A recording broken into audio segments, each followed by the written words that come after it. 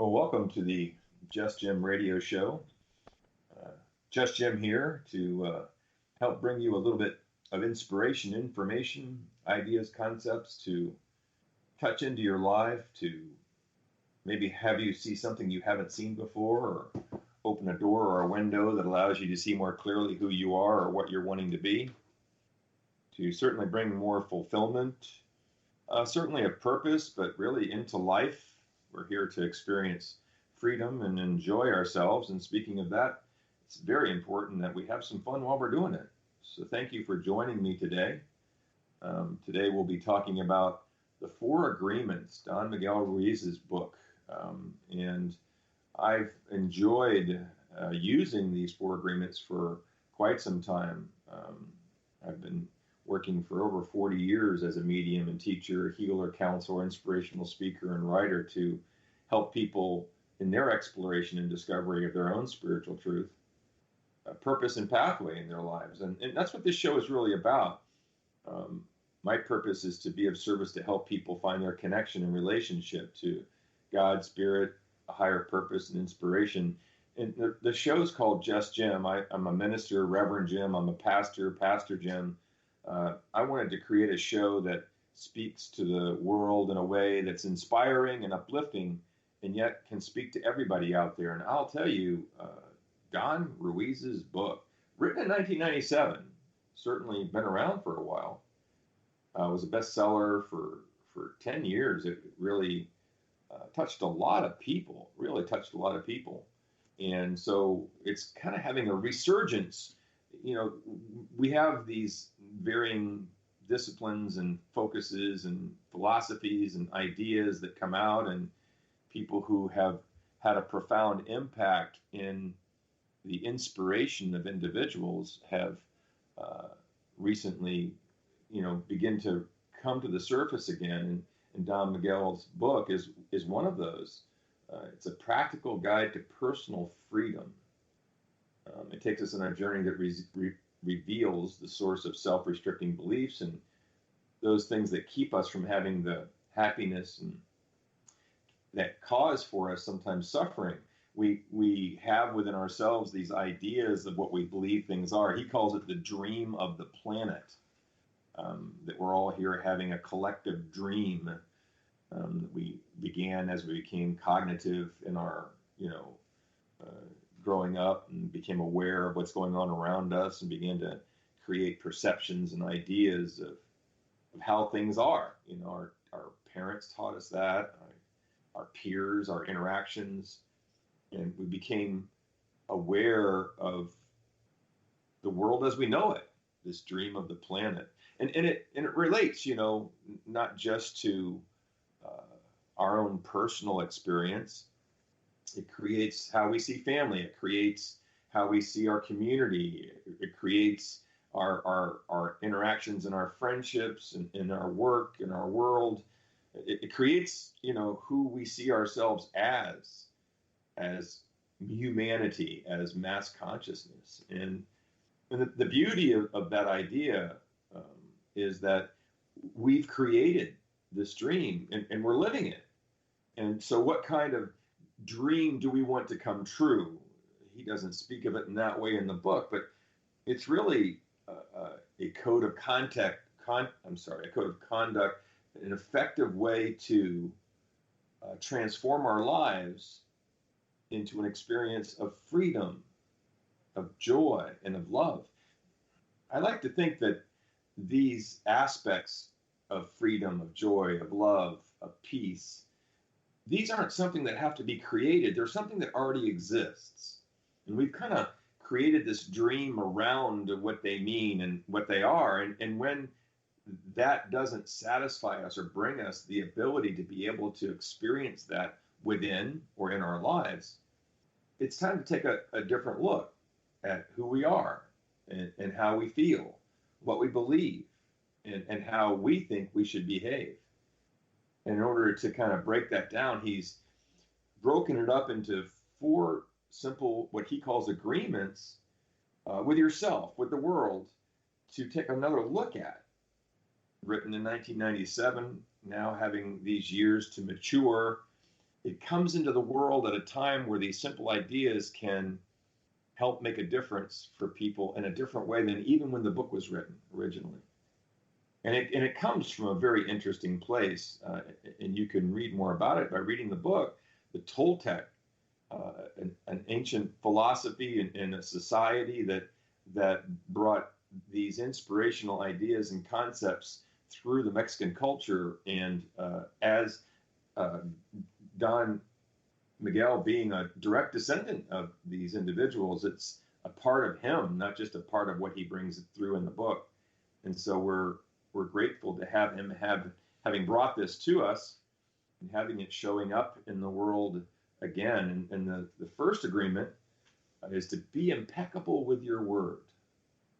Well, it sounds like being in integrity, or it sounds like being authentic. And this is true. This is absolutely true. We've heard these words before. But what does that mean? Being impeccable is about being responsible. And responsibility sometimes sounds like an obligation or a commitment. I'll speak of it frequently as the ability to respond. Responsibility is the ability to respond to life. And what brings who you are to your life more than your word? Do you notice what you say sometimes?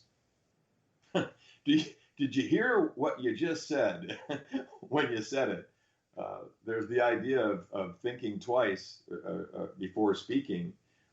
It's important to recognize that our words shape not only our expression in our lives for other people, but it programs and shifts the way we see ourselves, the way we interact, and these different aspects of our lives and the world, like our families, like our friendships, like our workplace, like humanity, and how we relate to it and see it. And so being impeccable with your word, and we can take this back to the original, the word. And so as we speak, do we create? And so as you speak of yourself, as you speak of others, there's this judgment that we have to have. We have to see things for what they are, quote unquote judgment, right?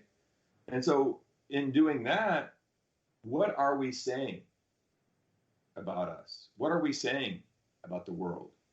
How are we programming our thought process?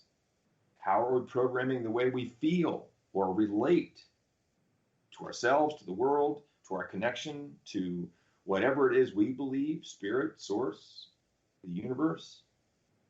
How are we having this relationship, and what are we saying about it that resonates within us and helps us see that? And with the agreements we made as we were younger and growing up, we can begin to speak more clearly our truth. Not the truth that was given to us, but the truth that we discover as we simply open up to take a closer look at who we are and where we are. And that being impeccable with your word is a simple, easy way to pay attention to what's going on. Not around you as much, but within you. And that's the journey that takes us to a place that makes a difference in our lives. So as we're being impeccable with our word, he gets a little bit more challenging in the second agreement. Don't take anything personally. Oh my God, here we are walking around in a world that is constantly judging, constantly perceiving. I mean, it's what we're doing here. We're here as the spirit and love that we are, taking shape through our perception and being able to say who we are and how we are. So sometimes we're making our way and we have these beliefs or thoughts about who we see ourselves as, and somebody says something different. How do you not take it personally? Well, there's an answer to that. It is about integrity. It is about being in your truth, about the truth that you know yourself to be. Because when somebody says something about you and you're offended, well, why is that? Why would you be offended if somebody says something about you you don't believe? Because if you know your truth and you live by it authentically, and you allow it to be an integral part of how you see yourself and the world, integrity,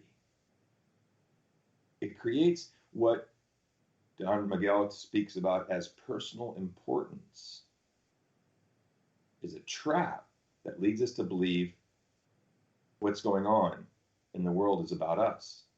You see, when someone's saying something about us, it's what they're seeing and how they're seeing it, filtered through their perception, what they've come to understand and agree is their dream. Everything that everybody is saying or thinking or feeling is a reflection of who they are. And if it's directed at us in a negative or a positive way, we have to look at where we are, not where they are.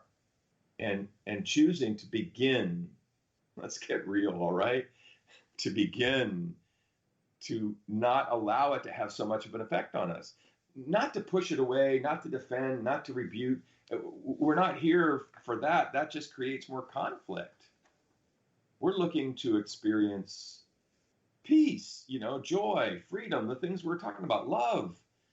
And that's the absence of conflict. That's the absence of judgment. It's like finding our innocence and being able to say, I am. Being impeccable with your word, I am, and what follows that creates. And when we hold that truth, when somebody speaks of us or there's a reflection upon us that we feel reactive to or that we're defensive about, it's a way we can look at how we see ourselves and begin to change the way we use our word about ourselves to hold our truth differently, to experience ourselves. So as we're being impeccable with our word, we try not to take things personally. And guess who gives us the most judgment in the world? Look in the mirror. We're the ones that judge ourselves more than anybody else. It's important to look at what we think of ourselves.